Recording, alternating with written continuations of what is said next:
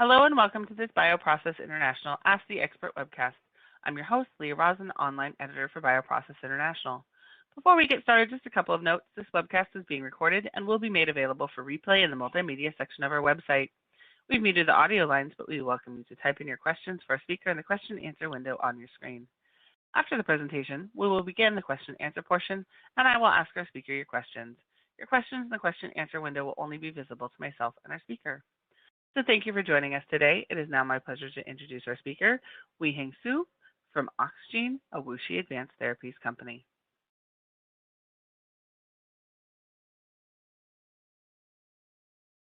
Thank you for the introduction, and hello everyone. My name is Weiheng, and I'm a principal scientist at OXGENE, and we're based in Oxford. I'm here to talk about a relatively new but exciting technology we've developed for scalable AAV manufacture called TESSA. For the agenda of this short talk, I'll be focusing on some of the reasons and the work we've done to develop the TESSA technology, how we can use TESSA to improve yield and quality of the AAV, and lastly, how we can use TESSA as an analytical tool to assess the potency and effectivity of different AAV stocks in different cells. In terms of the TESSA technology, we wanted to develop a scalable system to produce AAV, which essentially means that the approach would need to be free of plasmids or requirements for transfection. We've tried a number of different approaches, including making stable cell lines, but ultimately, what we settled on is the TESSA platform, and essentially this is a modified adenovirus vector that's capable of inhibiting its own production, but can be used to deliver helper functions and AAV DNA to make AAV. So I guess the reason why we initially explored adenovirus in the first place is because it's a natural helper for AAV replication, and this happens in nature. It's known that when AAV co-replicate with adenoviruses, the AAV particles are highly infectious and of high quality. The second reason is that adenoviruses are highly efficient at hijacking cellular resources to convert it into a virus-producing factory. So during an adenovirus infection, up to 90% of the cell's mRNA is derived from the ad genome, and about 40% is ad proteins within the cell. So it's a hugely efficient process. And if we can harness some of this, we have a very good system. But obviously, one of the major downsides is that you have adenovirus contamination. This was one of the main problems we tried to solve. Looking at the biology of the adenovirus, luckily what we have is a nice convenient split in its life cycle. And you have these early genes expressed from the ad that's required by both adenoviruses and AAV replication. But in the late phase of adenovirus infection, you have the ad structural genes that are expressed solely from this single major late promoter. The majority of these genes forms the adenovirus capsid, and so they're not required for AAV. So if we can repress this major late promoter, we will essentially have a system that prevents adenovirus contamination. So at the fundamental level, the TESSA technology is where we have modified the adenovirus major late promoter to enable controlled repression using the TET system. And we have positioned the repressor protein under control of the major late promoter. This essentially creates a repressible adenovirus, and each time it tries to transcribe and produce the structural proteins, it will also produce the repressor, which in turn creates this negative feedback loop of self-repression. Essentially, we can use this adenovector for delivery of various transgenes within the cell, and it will replicate to tens of thousands of copies with the adenovirus genome. So to produce the tetravirus itself, all you need to add is doxycycline to the cell culture, and this will inhibit the tetracycline repressor activity. Here's just a simple Western blot showing that we can achieve tight repression of the ad structural proteins when the cells are infected with a mid-range or relatively high MOI range. Essentially, you see high expression of the adenovirus capsid proteins when the cell is grown with doxycycline. That's comparable to the control virus without the TESSA modification. But in the absence of doxycycline, these structural proteins are not present. They are repressed. So I show these images here because they're very interesting for us to observe cell infection with the TESSA virus. Essentially, what you have here is the control virus or TESSA that's been modified to express GFP. From the control virus, you can see that GFP comes through about 2 days after infection, and at day 9, the infection essentially spreads through the monolayer, and what you observe here is advanced cytopathic effect and cell death. But with the TESSA infected cells, you also get GFP coming through at day 2. but the infection is confined in those cells even at day 9. So the virus is inhibited, it's not spreading through to neighboring cells. So to use the TESSA vector for AAV manufacture, we then explored integrating rep and cap and the AAV genome within these viruses. This was quite a significant challenge, mainly because AAV has evolved several mechanisms to repress adenovirus replication, and they do so at a DNA and a protein level. So we really needed to systematically alleviate each of these repression mechanisms and control their expression level so that the AAV genes can be stably propagated within the adenovirus vector or within the TESSA vector. So after much exploration, we successfully created what we call is the TESSA 2.0 system, and this involves delivery of the AAV genes using 2 TESSA vectors, one encoding the ITR transfer genome, and the RepCap genes are delivered within the second TESSA virus. So as the TESSA vectors are essentially E1, E3 deleted viruses, they're designed to work in 293 cells. When we compare AAV productivity using this TESSA 2.0 system compared to the standard Plasmid approach, we see significant increase in AAV production in all serotypes that we've tested so far.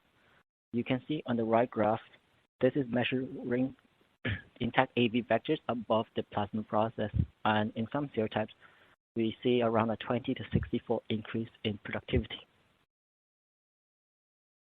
For some serotypes, we actually see very high titer, well above 1E6 genome copies per cell. So the system works quite well. We've also taken this a bit step further. We looked at particle infectivity, and here is where we infected the cells with equal amount of AAV particle.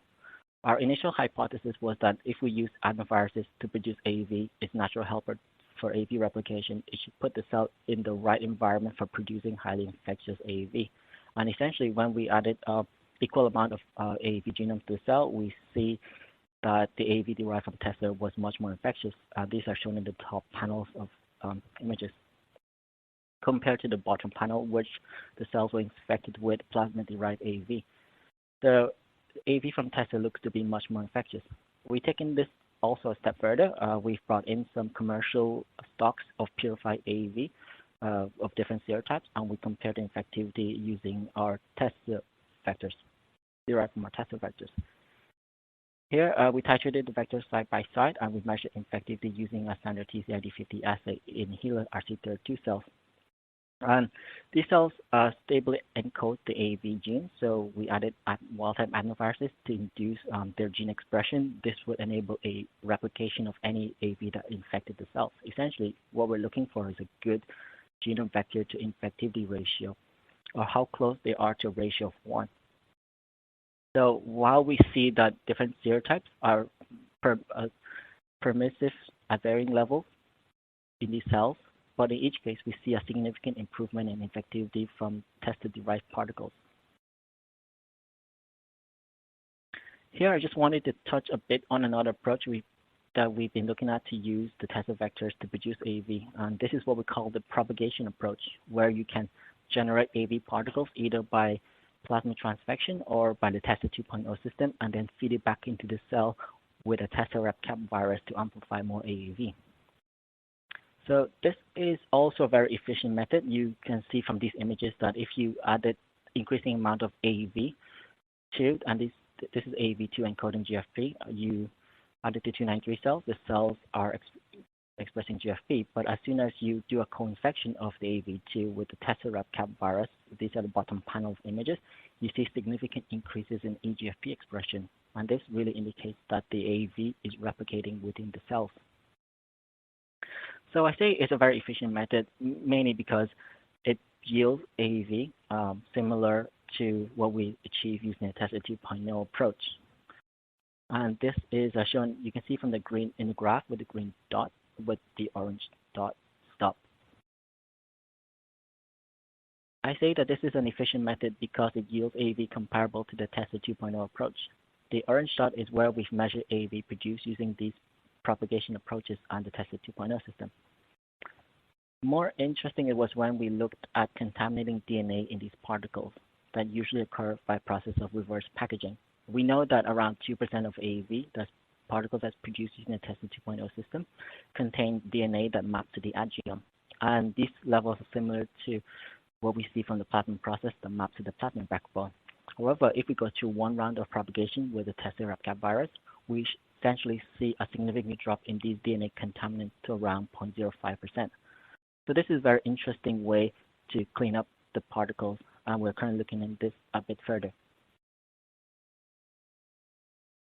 So the other question we had was whether we can use this propagation approach to produce AAV of other serotypes. We know that most natural serotypes do not infect 293 very well, so it would not be efficient to feed AAV5 to produce more AAV5, for example. That's when we adopted the capsid exchange method, where we can use AAV2 particles in a co-infection production with TESSA rep and encoding the capsid of the serotype of interest. And again, we see very high productivity that is significantly more than we can achieve from the plasmid transfection process in all the serotypes that we tested so far. So some of the work that is ongoing in this area is that we're looking at residual AAV2 proteins from this process and how stable the AAV genome is at sequential propagation. So as the last bit of this talk, I just wanted to touch quickly on some of the new assays we're developing using the TESSA vectors and looking at the infectivity of AAV, which is of course very important to determine particle potency and how good your batch is. So I'm sure many of you will be familiar with this AAV infectivity assay that uses these HeLa RC32 cells that encodes the AAV2 rep and cap genes. Essentially what you do is that you make a dilution of AAV stocks and you can add these to the cells with wild-type adenoviruses. The ads will induce expression of the AAV genes, which in turn replicates your recombinant AAV genome if they are within the cell. And you can quantify this using qPCR. Of course, the main limitation of this assay is that you are limited to using these cells or a cell line that encodes the AAV genes. And there are other safety aspects such as using wild-type adenoviruses that might not be that might cause some issues in some labs. And because we have a self-repressing virus that we can use to deliver AAV genes such as rep, we wanted to look at whether we can use our virus to extend the quantification assays in quantifying infectious AAV in different cell types. And to do so, what we essentially done is we inserted the E1 back into our TESSA virus. And if we use this virus in a co-infection experiment with, for example, AAV2 in these A549 cells, our lung carcinoma cell line, we can essentially measure replication of the AAV gene, of the AAV genome. So similar to the infectious assay using the HeLa RC32 cells, we can titrate AAV virus by delivering rep and inducing AAV replication, and therefore will not be limited to a specific pathogen cell. And to validate our assay, we initially infected 293 cells with AAV encoding GFP reporter, and we looked at expression of the eGFP, and we've also measured replication of the AAV genome by qPCR. Essentially, what we see is a very good correlation of wells that are both positive for GFP and qPCR. So the assay is very sensitive at detecting AAV infected cells. Using this assay, we can actually measure and compare infectivity of different AAV serotypes on different cell lines. Here's when we compare infectivity of AAV2, 8, and 9 in 293 and A549 cells. As expected, we can see infectivity varied quite dramatically between different serotypes and in different cell lines. We think that this is a very useful assay overall, as you can quantify your AAV in different cells that you're interested in, and many cells are permissible to adenovirus infection. There's also an improved safety aspect of this, as the adenovirus you're using is TESSA, and which is capable of crippling itself. So to conclude, using the TESSA technology, we see significant improvement in AAV infectivity and productivity from all serotypes we tested so far. The particles also look to be much more infectious, and that the TESSA system is able to reduce adenovirus contamination to negligible amounts, even at the pre-purification stage. So the system itself is very scalable because it does not rely on plasmids or transfection. And lastly, we can use the TESSA vectors to deliver AAV rep to induce replication and quantify your AAV. in different cells. So I'm open to any questions.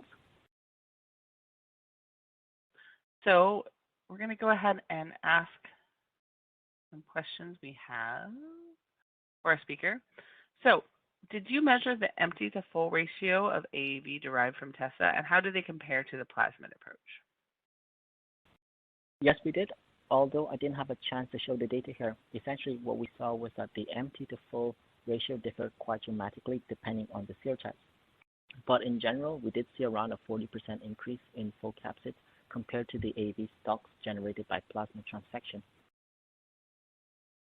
And how do you explain the gain in AAV infectivity and the reason for improved performance?